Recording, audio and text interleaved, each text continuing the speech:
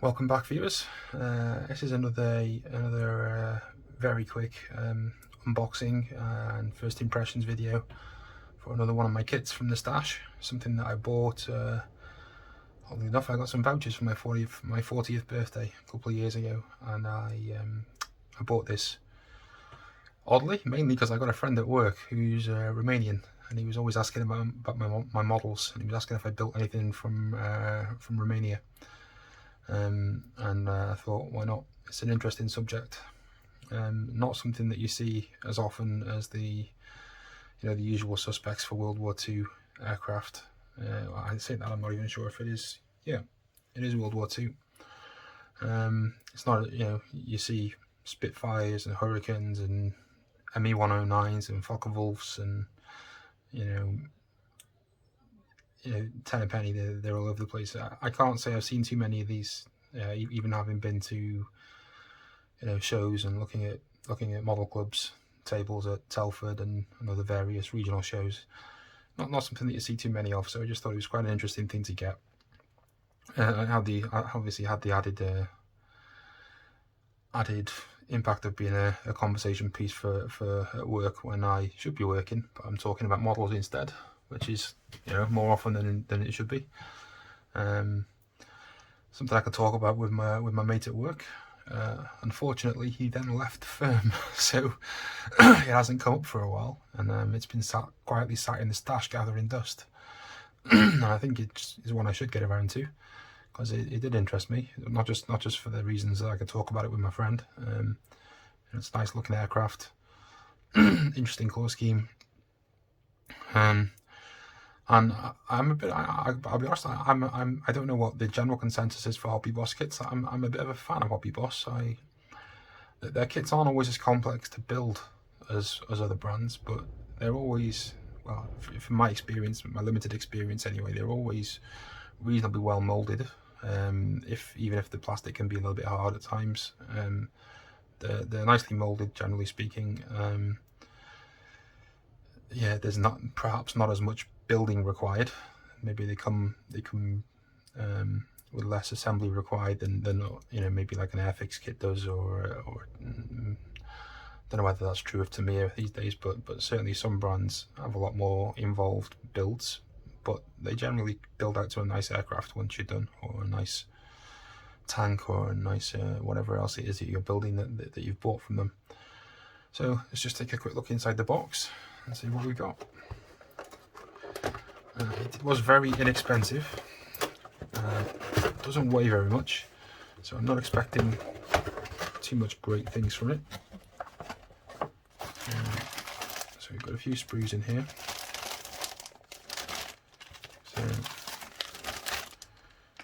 So let's get to the instructions.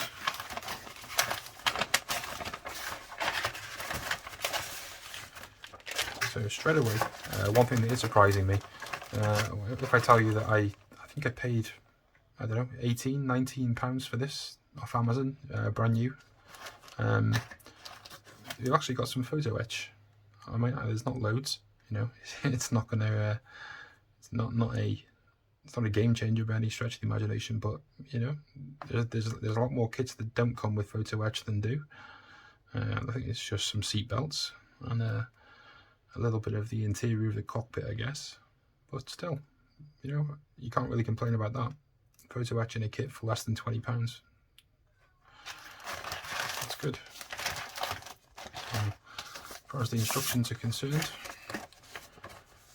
the Romanian IAR 80. I'm not sure if there's a better pronunciation for that. Romanian IAR 80 maybe.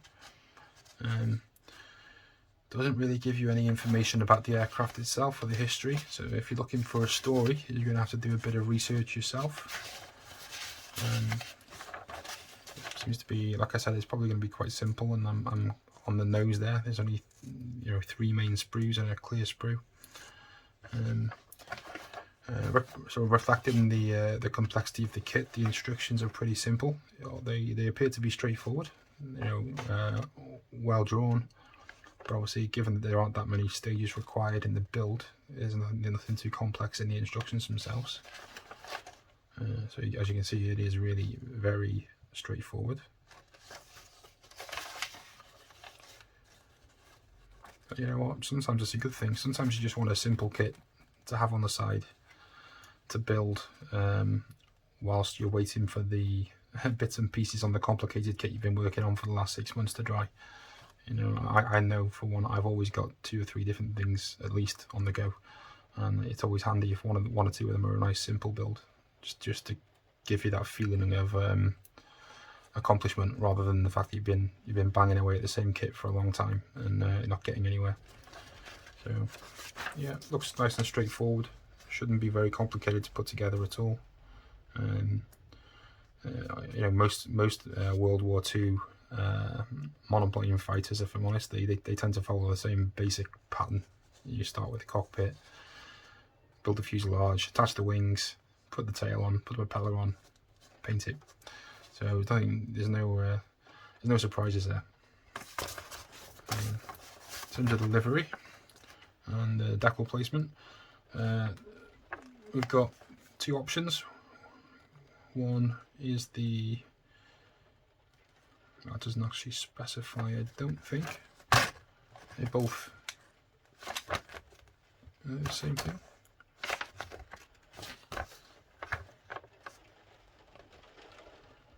Trying to decide whether there's any differences between them.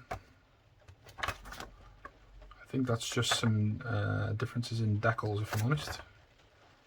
I think the actual colour scheme looks the same. So it's really only one scheme in terms of the paint scheme, but in terms of the decals there is a variation, but again we are really talking about 2 sets of numbers, I think, and everything else is going to be the same. But you know, they're nicely printed in colour, nicely detailed. Yeah, no complaints about that at all, given the outlay for the kit. I'm very happy with that. Let's take a look at the actual kit itself. I think I need a new blade in my knife.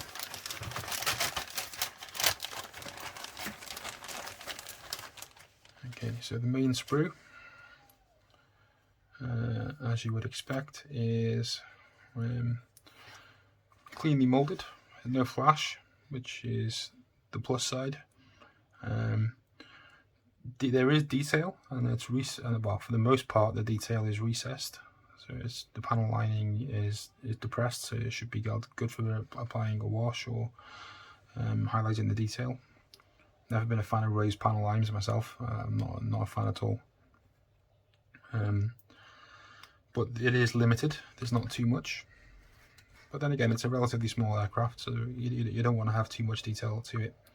And there is a little bit of raised detail on the side of the aircraft as well, which I think is reflected in the actual aircraft. So there is some raised metal work on the outside of the fuselage. So that's not a flaw. That's just that's the aircraft. That's how it is. Okay. The second sprue.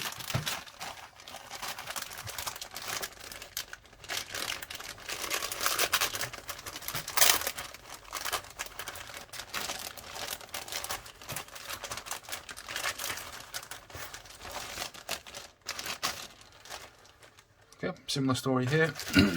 nicely and cleanly molded. You know, no flash, no injector pins in stupid positions, nothing like that. So, but again, it's, you know, the detailing is there. It's cleanly done, but it's minimal. But yeah, no concerns about that at all.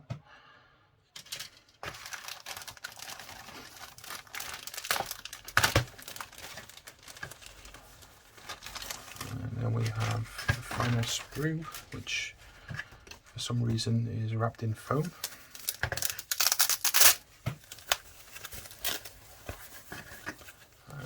Yeah, I mean, I would debate that that's necessary, but at the same time you can't really argue with their willingness to do it. So we've just got the various bits and pieces of the radial engine. The flaps off the wings, some of the undercarriage. Again, All looks reasonably well moulded. Could do with a little bit more tread on the tyres, if I'm honest. But, you know, in the context of the kit that we're talking about, you don't really have the right to expect any more than this. It's a very nice little kit. Certainly not disappointed with this, with what it's cost.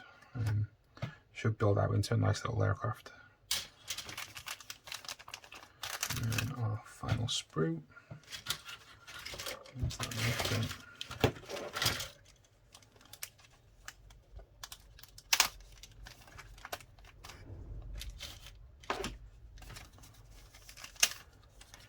Again, you can't complain about that. All the clear parts are all very well protected. At least they are until I get hold of them. So nothing overly complex there. Two-piece canopy, one small front section, and then a larger bubble. Single pane of glass basically for the whole canopy. So very simple. Not any crazy amounts of masking required. Yeah, shouldn't be any difficulty there. Very happy with that. As I already said before, we got some photo etch. Should be fun trying to attach those to the seats. And then finally, let's have a look at the decals.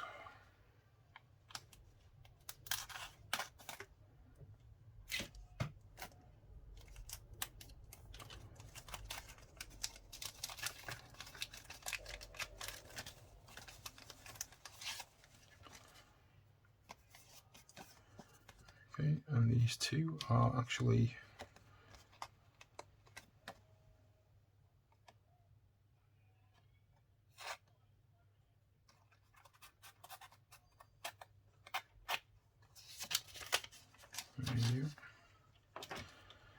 so not 100% sure. They look a little bit, there's some sort of texture to them. I have no idea how they're going to sit once I apply them.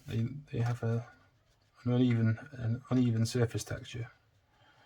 So whether that means they're a little bit old, I'm not sure. I wouldn't have thought so, given that I bought them. I bought it new about 2 years ago. So I should think they would be fine. Be disappointed if they fall apart when I use them, but I think they'll be okay. They don't feel particularly thick, so assuming that I can get them on without breaking them, I think they're probably going to sit well on the aircraft. So yeah, I think this might be a case of they could fall apart, but if you manage to get them on without killing them, they're going to look great, I think. Okay, so there we have it. That is the Romanian IAR 80 World War II low wing monoplane. Very nice. Can't recommend Hobbyboss highly enough. It depends on what you're after from a kit, but I've always found them very good. So yeah, when I eventually get around to building this, I'll put a video together and I'll post it on the channel. But yeah, if this sort of thing interests you, please hit the subscribe button. Still a new channel, still desperate for viewers, so more than happy to have you on board. Hit the subscribe button, let me know any questions you've got, any comments, any feedback. More than happy to take some feedback, constructive criticism, whatever it may be. Just get in touch.